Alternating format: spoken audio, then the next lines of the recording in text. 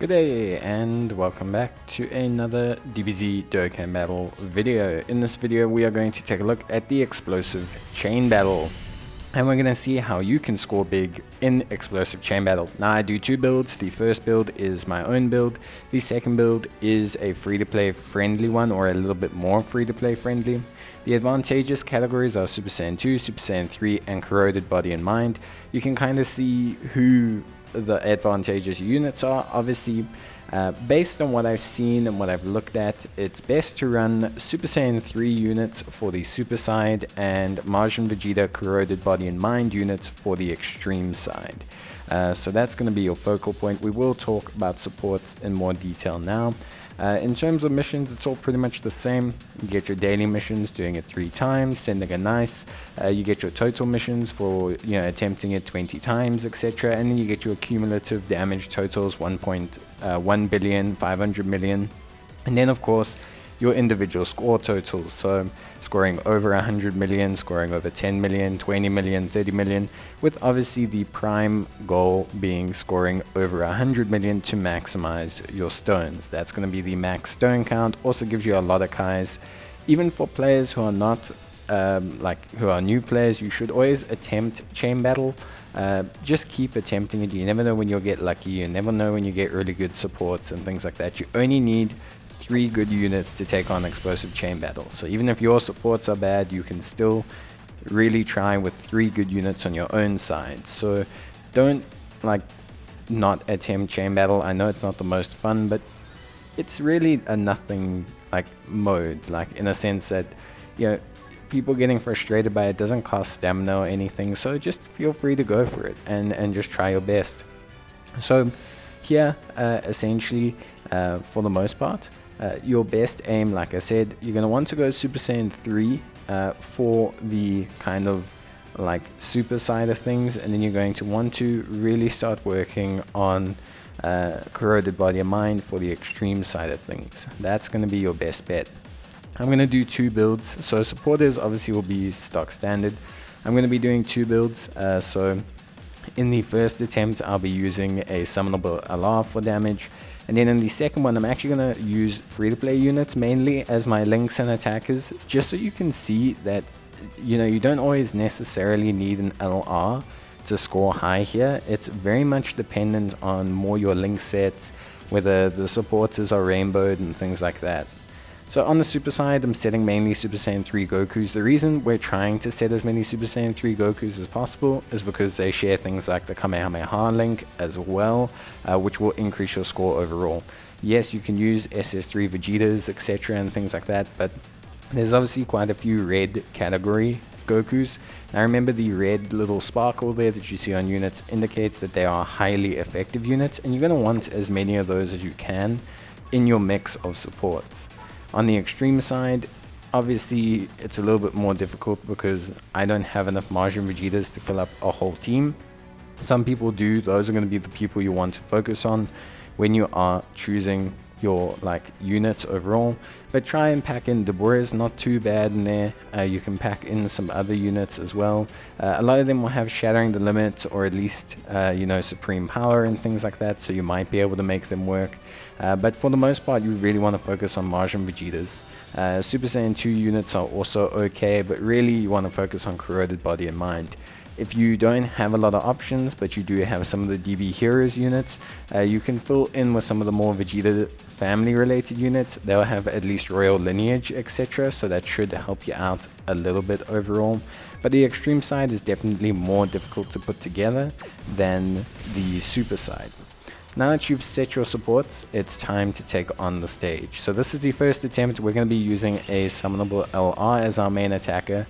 Your best options for attackers are obviously red sparkle units. Always choose the one that has the highest stat pool. So if you have a rainbow unit, always focus on that rainbow unit. Make sure that their SA is maxed and make sure that you focus on that.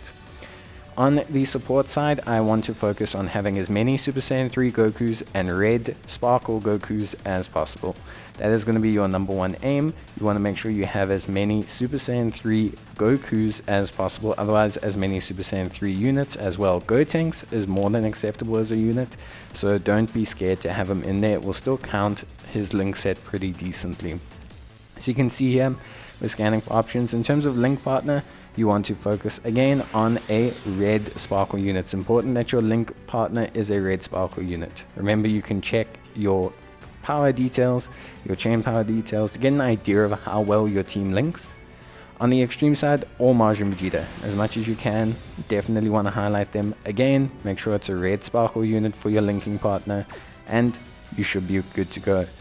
As you can see, check your scores. It's a good way to identify if you're doing better or worse. It's not the only thing, because stats do come into play and SA levels, but it's a good indicator of where you're heading. As always, as I suggest, slow down the speed.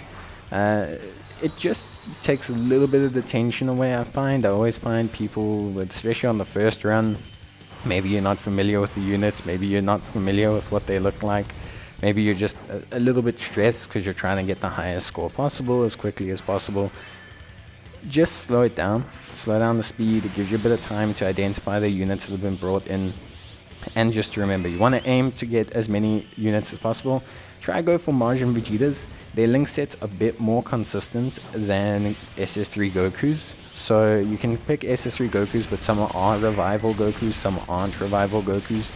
And to try and differentiate between them is a little bit difficult. But if you go for Majin Vegetas, generally speaking, they all have the same kind of link set, so you should be quite good overall. You can see that we got 102 million. Not too bad. Nice to crack the 100 mil on the first attempt, which is pretty good. But we actually get even higher with the free-to-play team. So obviously you can see we succeed, we get all the missions done. Now we're going to switch to the free-to-play team, and we're going to actually get an even higher score, which is, pretty good overall. But 102 is a nice way to crack it. Follow this blueprint and you should make it more than fine. Now we're going to switch over to the free-to-play team, and you're going to see how the higher chain battle score is our main indicator here. So we're going to retry again. As you can see, we're going to click start once more.